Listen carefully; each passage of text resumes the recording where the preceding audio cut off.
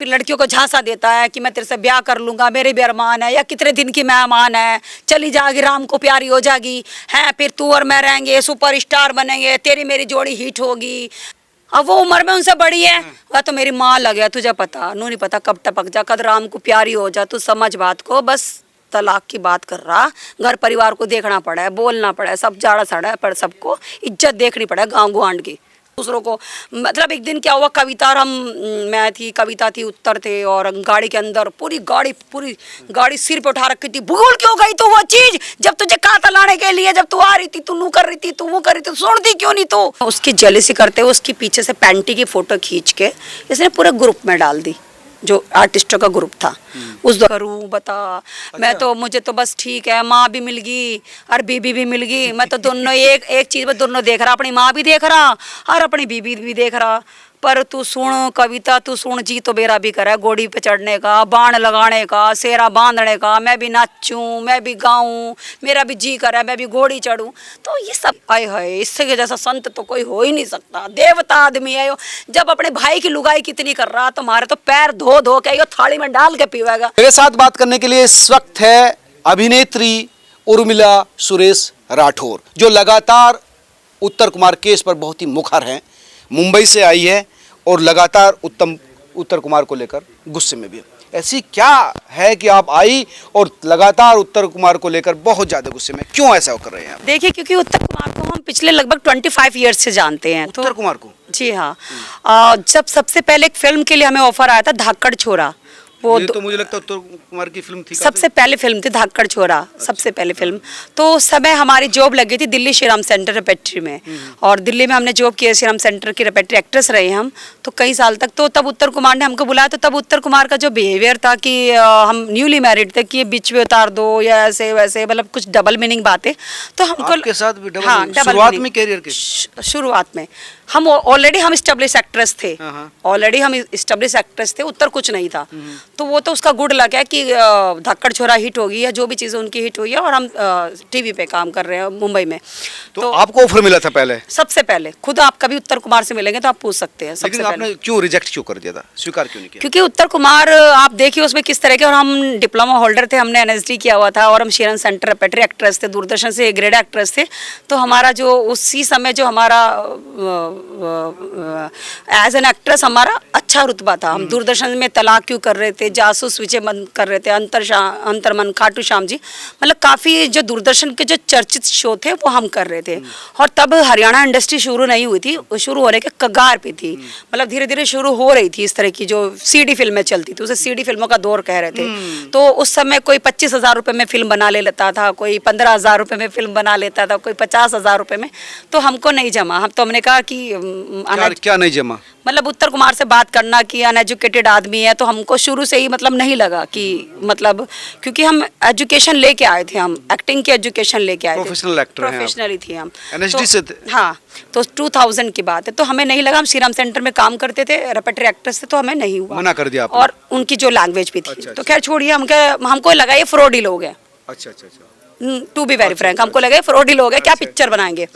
क्योंकि पिक्चर के लिए प्रॉपर एक कास्टिंग टीम होती है, एक प्रोड्यूसर्स होता है, एक आपके ऑडिशंस होते हैं, उसमें ना कोई ऑडिशन नहीं कि तू भाई फिल्म कर ले हमारे साथ, बता तू कितने क्या करेगी और कितने पैसे लगावेगी, और ये तू बिचवे बाचवे क्या पैर का आगी। तो वो सब तो हमने हमने तो ये लैंग्वेज, और सब तू बता तू करेगी कि नहीं करेगी, और करेगी तो यो भाई तू साड़ी पैड़ी नहीं पैर काने की नू पैर।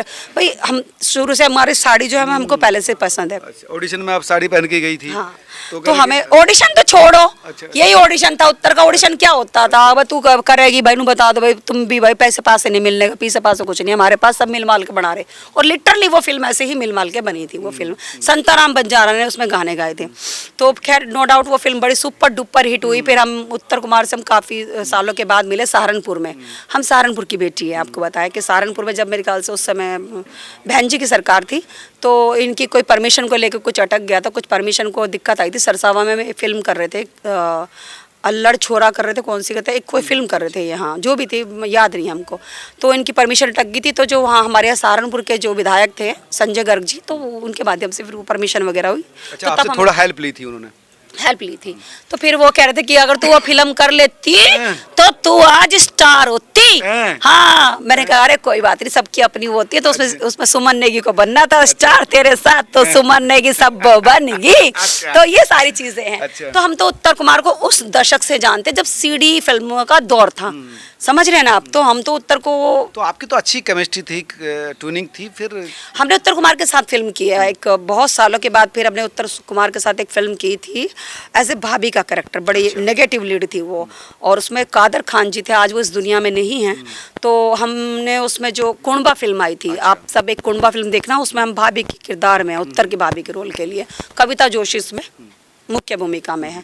तो हमने कुणबा फिल्म की थी। फिर डियर वर्सेस बियर में भी बड़ा, जब चैलेंजिंग कोई कैरेक्टर होता है तो तब किसी को ये पैसे दे देते हैं 5-10 हज़ार रुपये उत्तर कुमार जी। अदरवाइज तो उनके ये कहते हैं ला दे दे दे दे वापिस दे दे दे दे दे दे हाथ देता है, यूँ नहीं चलता, इनका हाथ यूँ चलता है। कलाकारों से भी ले लेते हैं। इनकी गड्डी वही चल रही है, दूसरों से लेके पिछले पर आना, ये सब चीज़ें करना।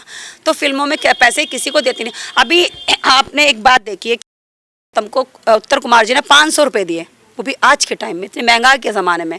आप पता, अभी आप एक कोला कर लीजिए उस सॉन्ग के बारे में, राजी बोल जा वाले। राजी बोल जा, मैंने सवाल उनके वकील से पूछा था। हाँ। बोला नहीं 500 नहीं दिए थे, ज़्यादा दिए थे और हमारे पास सबूत है। क्या सबूत है फिर? तो वो सबूत डालो ना, जो एग्रीमेंट में या जो भी लिखा पड़ी में, चेक में दिए, कैसे में दिए। अब अगर उत्तर कुमार ने कभी जाने अनजाने में, प्यार मोहब्बत में, अब जब उनका वो चला, सब चीज़ें हुई, वो उसमें कभी पैसे ट्रांसफ़र करके दे दिए और उसे दिखा दे कि ये राजी बोलजा की पेमेंट है, तो वो तो मानी नहीं जाएगी। तो वो तो फिर बेबुनियाद बातें हैं, समझ रहे हो ना आप। मतलब उसी दौरान की होनी चाहिए जब गाना, हाँ, जिस दिन वो गाना और जिस दिन उसकी पेमेंट हुई, जाने उस शूटिंग हुई, उसी दौरान की वो पेमेंट होनी चाहिए। नहीं तो ये बेबुनियाद की बात है कि ये मैंने पैसे उसको दिए। हो सकता है फ़ोन पे कभी भी दिए हो, तो ये मतलब नहीं है कि उसकी पेमेंट है ये। क्योंकि इस पे भी ये लग रहा है कि जो एक्ट्रेस है वो एक्चुअली पैसा लेना चाहती है, पैसे के लिए सारा कुछ हो रहा है।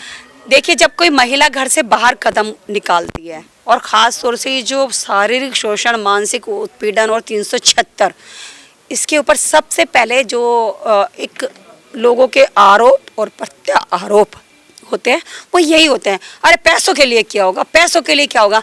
अभी आप भी नीचे से चल के, आज हम भव्या के घर पे बैठे हैं, तो मेरे ख्याल से इतनी सिंपल साधारण बच्ची है ये। आपको क्या लग रहा है कि इसके आपको लग्जरी दिखाई दे रही है? इसके घर के आगे कोई आपको फॉर्च्यूनर दिखाई दे रही है, कोई गाड़ी बड़ी दिखाई दे रही है, या उसके घर पे कोई लग्जरी दिखाई दे रही है? नहीं दिखा रही, वो कह रहे कि इसलिए तो वो पैसा लेना चाहती है। चलो, जिंदगी में पैसा पाने के लिए, पैसा पाने के लिए। तो पैसा पाने के लिए भाई 5 साल बाद उसे पैसा याद आया कि 5 साल के बाद में उत्तर से पैसा मांगू 376 लगा के, बलात्कार लगा के। तो 5 साल पहले कहाँ चली गई थी भव्या, तब क्यों उसने पैसे मांगे इससे? यही तो सवाल उनका है ना कि बलात्कार किया तो तुरंत क्यों नहीं केस रजिस्टर किया, 5 साल का इंतजार क्यों किया? क्योंकि 5 साल तक उत्तर कुमार ने झांसे दिए होंगे। हम भली बात ही जानते हैं पुरुष प्रवृत्ति को। हम सुबह से शाम तक, हम ऐसे पॉलिटिशियन, हम बहुत लोगों को देखते हैं। अगर हम शूटिंग पे भी रहते हैं, 100 आदमी काम कर रहे हैं, तो 100 दूनी 200 हम आके देखते हैं कि हाँ, ये इस नजर से देख रहा है, ये इस दृष्टि से देख रहा है, ये इस दृष्टि से देख रहा है। बेबुनियाद की बात है। आदमी क्या करता है, झांसे देता है। आज अब बस अभी कर रहा हूँ, अपनी लुगाई को तलाक दे रहा हूँ, बस वह खा लिया, पंखे पे लटक रही, वहां मैं क्या करूं भव्या, तू चुप हो जा, तू चुप हो जा। मैं समझा रहा ना, एक तरफ तू मेरे नाक में दम कर रही है, एक तरफ वह मेरे नाक में दम कर रही। मैं समझा रहा, मैं क्या करूं, फांसी टंग जाऊं क्या दोनों के बीच में? तो इस तरह से वो मैनिपुलेटिंग कर करके पुरुष जो होता है समय आके निकाल देता है। फिर लोग पूछते, अरे 5 साल बाद याद आ रहा से इसका बलात्कार हुआ। पहली बात तो उत्तर कुमार उनको अपनी पत्नी मानता कहाँ है। वो तो क्या लोगों का कहना, उनकी माँ ज़्यादा लगती है। तो ठीक है, वो उमंगे तरंगे तो उनकी है ही ना, कि वो लड़कियों को, इसलिए तो वो कहते हैं कि भाई मेरे तो कैसे कैसे बड़े भाई की लुगाई मेरे बिठा दी थी, मैं उसे झेल रहा, मैं उसे क्या कर रहा, बस बच्चे पाल रहा, कैसे कैसे टाइम बिता रहा। फिर वो क्या करता है, फिर लड़कियों को झांसा देता है कि मैं तेरे से ब्याह कर लूँगा, मेरे भी अरमान है, या कितने दिन की मेहमान है, चली जाएगी, राम को प्यारी हो जाएगी, हैं फिर तू और मैं रहेंगे, सुपरस्टार बनेंगे, तेरी मेरी जोड़ी हिट होगी, भव्या की जोड़ी हिट होगी, कविता जोशी की जोड़ी सुपर हिट होगी, मेघा की जोड़ी सुपर हिट होगी, उसकी जोड़ी सुपर। तो वो सपने दिखाता है सबको। इस तरह की बात करता है कि ये कितने दिन की मेहमान है, फिर हम तुम। हाँ, अब वो उम्र में उनसे बड़ी है। वह तो मेरी माँ लग गया, तुझे पता नू नहीं पता कब टपक जा, कद राम को प्यारी हो जा, तू समझ बात को। बस तलाक की बात कर रहा, घर परिवार को देखना पड़ा है, बोलना पड़ा है, सब जाड़ा सड़ा है, पर सबको इज्जत देखनी पड़ा है गाँव गुआंड की।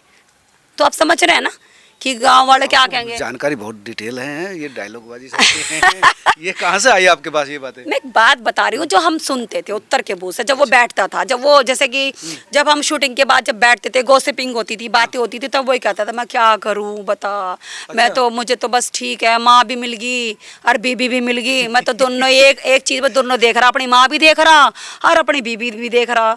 पर तू सुन कविता, तू सुन, जी तो मेरा भी करा है घोड़ी पे चढ़ने का, बाण लगाने का, सेरा बांधने का, मैं भी नाचूं, मैं भी गाऊं, मेरा भी जी करा है मैं भी घोड़ी चढ़ूं।